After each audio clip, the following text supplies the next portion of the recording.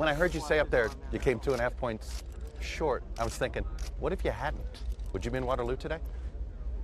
I might be in Waterloo helping Have you thought about that? Eric Giddens, but I don't know that I would be in Waterloo and Keokuk and all the other communities I've been in to run for president.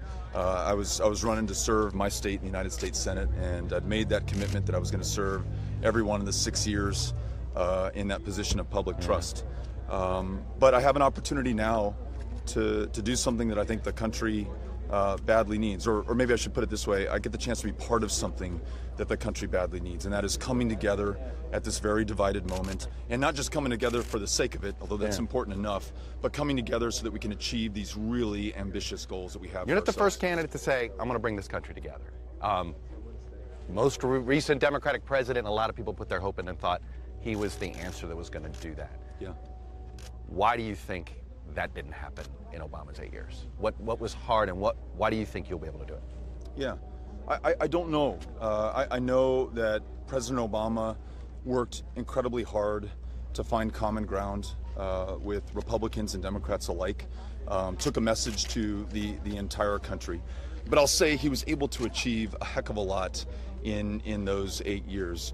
Domestically, you look at the Affordable Care Act and millions of Americans who lead better lives, many of those lives saved because of that legislation. In foreign policy, you prevented Iran from obtaining a nuclear weapon. And there were little and perhaps smaller victories along the way. All I know is that everyone I've met, the most partisan Democrat, the most hardcore Republican, wants to see us come together, and they want to make sure that we get something done. They don't want the perfect to become the enemy of the good. And as I shared with someone earlier today, if we wait until we're in office to begin this work, it will be too late. It has to start now in the way that we campaign. You have admitted that, hey, you're in a party right now that isn't necessarily interested in a white male candidate, and that you're sort of at a disadvantage in that. And yet the coverage of your campaign, some people have criticized, going, oh, it's not fair, he's getting coverage that some of the other candidates didn't get. You've actually tried to answer some of that criticism. What do you say to it? Yeah, I would never begin by saying I'm at any disadvantage at all. As a white man who has had privileges that others could not depend on or take for granted, I've clearly had advantages over the course of my life. I think recognizing that and understanding that others have not, doing everything I can to ensure that there is opportunity and the possibility for advancement and advantage for everyone is a big part of this campaign and a big part of the people who comprise this campaign. I just think that this is the best field that we've ever seen in the nominating process. Yeah. I think the diversity of background and experience, expertise that is going to be brought to bear on these problems is exceptional. And I know at the end of the day, we're all going to be on the same team. And I'm excited about that. And so that's the way that I'm going to continue to run. But I'll tell you, I also happen to be the only candidate from the United States-Mexico border at a time that dominates so much of our national conversation and legislative efforts and the things that the president talks about.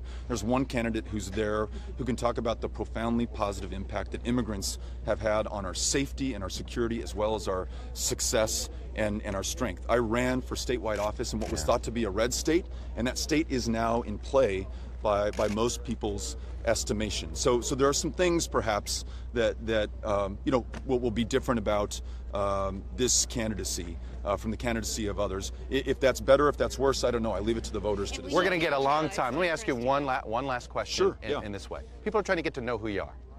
Give me 3 or 4 books that you read that would say, you know what, if you read those books, you'll get an idea of how I think. Yeah.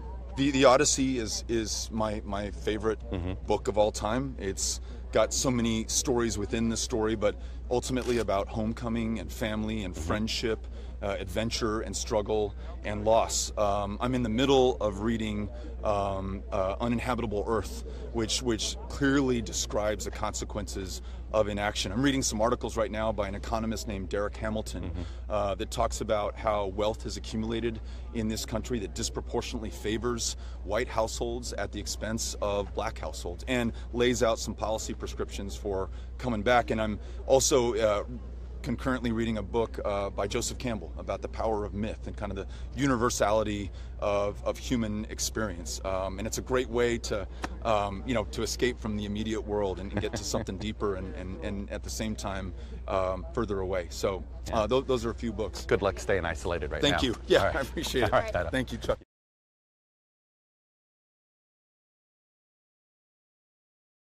Hey, NBC News fans, thanks for checking out our YouTube channel. Subscribe by clicking on that button down here, and then click on any of the videos over here to watch the latest interviews, show highlights, and digital exclusives. Thanks for watching.